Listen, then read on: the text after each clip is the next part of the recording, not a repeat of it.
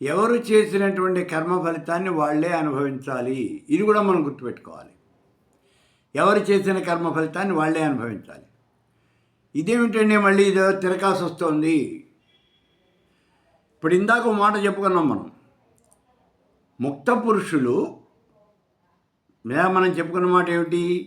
ముక్త పురుషులు కావాలి అంటే మళ్ళీ జన్మించవచ్చు అని చెప్పుకున్నాం. ఇది ఎవరికి వర్తిస్తుంది? ముక్త పురుషులకే వర్తిస్తుంది. అంతేగా అంటే సగుణోపాసకుడికి మాత్రమే వర్తిస్తుంది, నిర్గుణోపాసకుడికి ఈ సూత్రం వర్తించదు.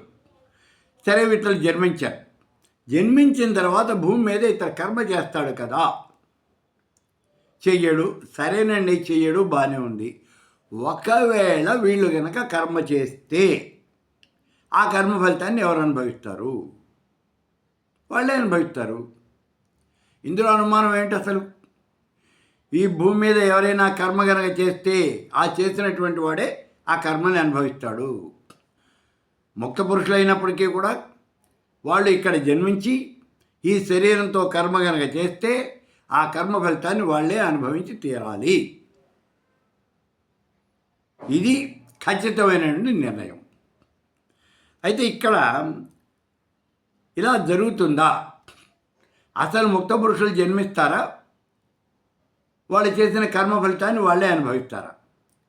ఉదాహరణలు చెప్తాను చూడండి.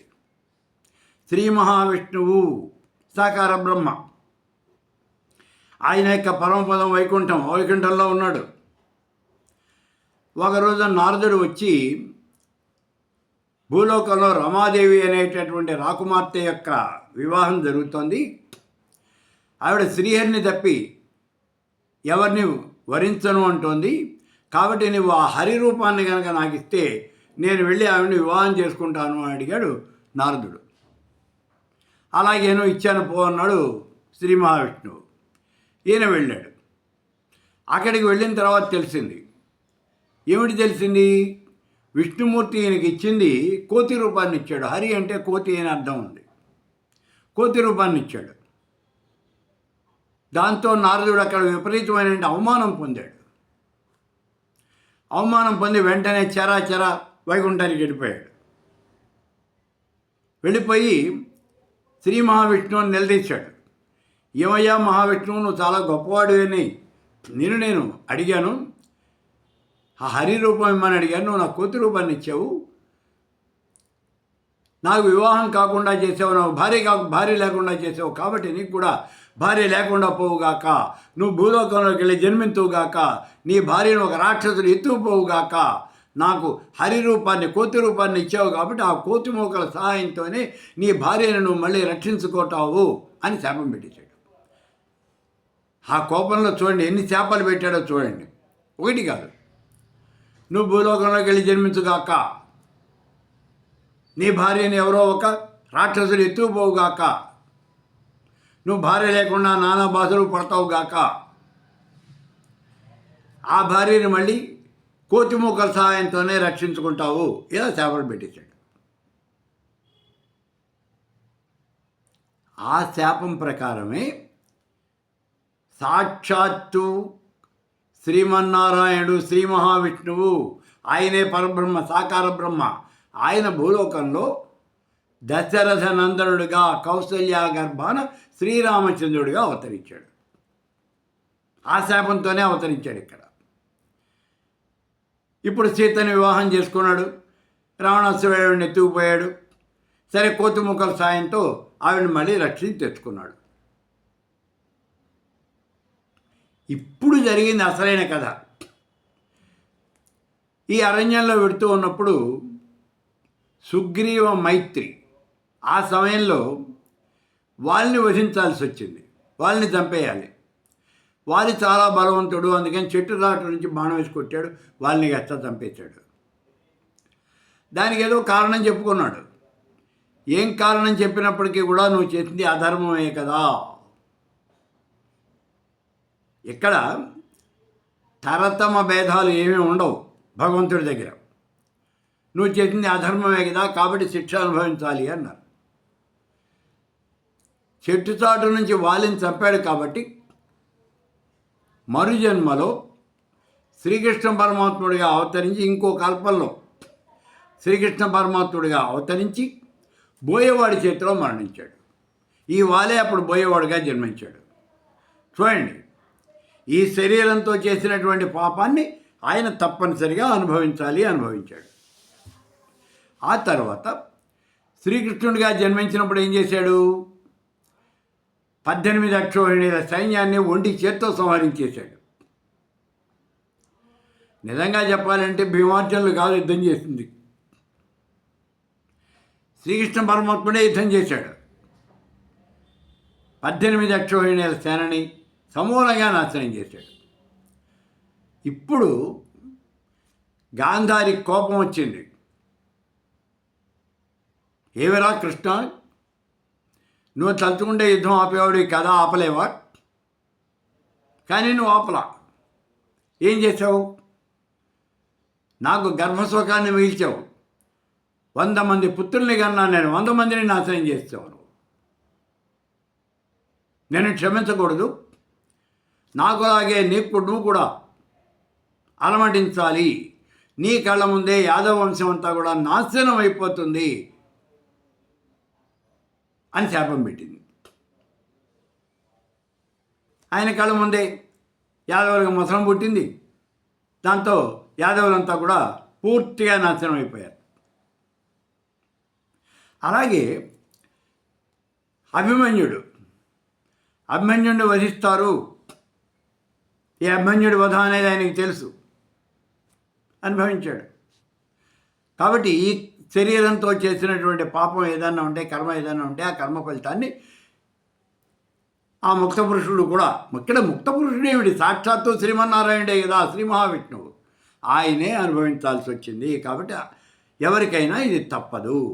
అయితే ఇక్కడ ఒక విషయం ఉంది, చాలా ముఖ్యమైనటువంటి విషయం. పరమాత్ముడు కర్మలు చెయ్యడు అని చెప్తోంది మనకి ముండకోపనిషత్తు. సంసారం అనే వృక్షం మీద 2 పక్షులు ఉన్నాయి. అందులో ఒక పక్షి ఏమీ తినకుండా దిక్కులు చూస్తూ కూర్చున్నది, అదే పరమాత్మ. పరమాత్మ కర్మ చెయ్యదు కాబట్టి కర్మ ఫలితాలు లేవు, అందుకే అది ఏమీ లేకుండా దిక్కులు చూస్తూ కూర్చుంది అని చెప్పాం. మరి ఇప్పుడేమో పరమాత్మ కర్మ చేశాడు అంటున్నాం. వాళ్ళని చంపాడు అన్నాం, 18 అక్షోహిణీల సైన్యాన్ని చంపాడు అన్నాం. అలాగే ఇక్కడ గాంధారి పుత్రుల్ని 100 మందిని చంపాడు అన్నాం. దానికి ఫలితంగా ఇక్కడ శాపం వచ్చింది అని కూడా చెప్పుకున్నాం. మరి ఈ శాపాలని అనుభవించాడు కదా. అక్కడేమో కర్మ ఫలితం అనుభవించడం అని చెప్తున్నాం, ఇక్కడేమో కర్మ ఫలితం అనుభవించినట్టుగా దాఖలాలు కనిపిస్తున్నాయి.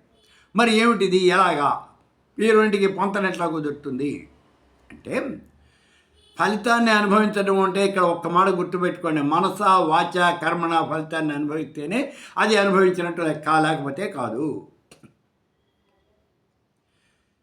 ఏదో తినే పదార్థాన్ని ఇచ్చారు మీకు, దాన్ని నోట్లో వేసుకున్నావు, నీళ్ళు పోసుకుని మింగేసావు, అయిపోయింది. నువ్వు తిన్నావా? తిన్నానండి. అవి తిన్నట్టు కాదు. ఎందుకంటే రుచి పచ్చి ఏమీ తెలియకుండా నోట్లో వేసి మింగేసావు, అది తిన్నట్టు ఎలా అవుతుంది? ఏదో ట్యాబ్లెట్ ఇస్తే ట్యాబ్లెట్ నోట్లో వేసుకుని మింగినట్టుగా మింగేసావు, అది కాదు తినటం అంటే. దాన్ని నోట్లో పెట్టుకుని నమిలి దాని యొక్క రుచిని ఆస్వాదిస్తూ దాన్ని మింగాలి, అది తినటం అంటే. అలాగే ఇక్కడ కర్మ ఫలితాన్ని అనుభవించడం అంటే ఏమిటి? ఇక్కడ ఆ కర్మ ఫలితంలో వచ్చేటువంటి సుఖము కానీ, దుఃఖం కానీ, ఆనందం కానీ, వీటన్నింటినీ అనుభవిస్తూ, అలా అనుభవిస్తేనే నువ్వు కర్మ ఫలితాన్ని అనుభవించినట్టు, లేకపోతే అనుభవించలేదు అనే చెప్పాలి. అవి చేస్తేనే నువ్వు కర్మ ఫలితాన్ని అనుభవించినట్టు. పరమాత్మ స్వరూపం అలా కర్మ ఫలితాన్ని అనుభవించదు. గాంధారి శాపం పెట్టినప్పుడు చాలా మంచి పని చేసేవత్త, నేను ఏం చేయాలని ఆలోచిస్తున్నాను, ఈ యదువీరులందరినీ ఎలా సంహరించాలని ఆలోచిస్తూ ఉన్నాను, నాకు ఆ శ్రమ లేకుండా చేసావు అని నమస్కారం పెట్టేశాడు. ఆయనకి ఏ రకమైనటువంటి ఫీలింగు లేదు, నమస్కారం పెట్టేశాడు, అయిపోయింది. అది పరమాత్మ యొక్క లక్షణం. కర్మని అనుభవించదు అని చెప్పడంలో ఇదే, దాని కర్మఫలాన్ని అనుభవించలేదు అన్నమాట. కాబట్టి ఇక్కడ మనం గుర్తించాల్సిన విషయం ఏమంటే జ్ఞానుల దృష్టిలో ఆయనేమో కర్మ ఫలితాన్ని అనుభవించలేదు, అజ్ఞానుల దృష్టిలో మాత్రం ఆయన కర్మ ఫలితాన్ని అనుభవించాడు. అజ్ఞానులంతా ఏమనుకుంటున్నారు, ఆ రోజు శ్రీకృష్ణుడికైనా తప్పలేదు కదండి, ఆ శాపం అనేది వచ్చింది కదా, వాళ్ళంతా చచ్చిపోయారు కదా, అప్పుడు ఏడ్చాడు కదా, ఇలా అనుకుంటున్నారు. వాళ్ళు అజ్ఞానులు, వాళ్ళ విషయం తెలియకుండా ఏదో మాట్లాడుతున్నారు. అజ్ఞానులు మాత్రమే ఎలా భావన చేస్తారు. కానీ జ్ఞానులు ఏమంటున్నారు, అలా కాదు, ఆయన మనసా వాచ కర్మణ ఆ కర్మ ఫలితాన్ని అనుభవించలేదు, దాన్ని వదిలేశాడు. తామరాకు మీద నీటి బొట్టులాగా బురదలో తిరుగుతున్నటువంటి కుమ్మరి పురుగు ఏ రకంగా అయితే బురద అంటకుండా బయటకు వస్తుందో అలా వచ్చేసాడు. కాబట్టి దానికి అందులో అనుభవం అనేది లేదు అని చెప్పారు. కాబట్టి ఇక్కడ ముక్త పురుషుడు ఈ లోకంలో జన్మించాడు. జన్మించినప్పుడు ఆయన ఒక కర్మని కనుక చేసినట్లయితే ఆ కర్మ ఫలితాన్ని అనుభవిస్తాడా అని అంటే అజ్ఞానుల దృష్టిలో అతడు తప్పనిసరిగా అనుభవిస్తాడు. కానీ జ్ఞానుల దృష్టిలో మాత్రం అతడు కర్మ ఫలితాన్ని అనుభవించడు. ఎందుకంటే ఆ కర్మ ఆయన సొంత కోసం చేయలేదు, దేశం కోసం చేశాడు. చూడండి, ఇక్కడ దేశం కోసం మన బార్డర్లో ఉన్నటువంటి సైనికులు అనేక మంది శత్రుసేనల్ని సంహారం చేస్తూ ఉన్నారు, కాల్చిపారేస్తున్నారు. లేదా ఈ ఛత్తీస్గఢ్ అడవుల్లో నక్సలైట్లను ఎన్కౌంటర్లు చేసి పారేస్తున్నారు పోలీసు వాళ్ళు. మరి తప్పు కదా, వాళ్ళ మీద కేసు ఉంటుందా? బార్డర్లో అక్కడ శత్రువుల్ని చంపారు కాబట్టి, లేదా ఇక్కడ ఎన్కౌంటర్లు చేశారు కాబట్టి వాళ్ళకి అవార్డులు రివార్డులు కూడా ఇస్తారు. ఇంకా అది తప్పు కాదు. దేశం కోసం చేసినటువంటి పని ఏది కూడా పాపం కాదు, అది కర్మ కాదు. ఇక్కడ మన కర్మ కాదు అని మనం ఆ కర్మ ఫలితం నీకు రాదు, నీకేముండదు. అదే ఇక్కడ మనం గుర్తించాల్సిన విషయం. ఒకవేళ ఆయన కర్మ చేసినప్పటికీ ఆ కర్మ ఫలితాన్ని ఆ ముక్త పురుషుడు అనుభవించడు.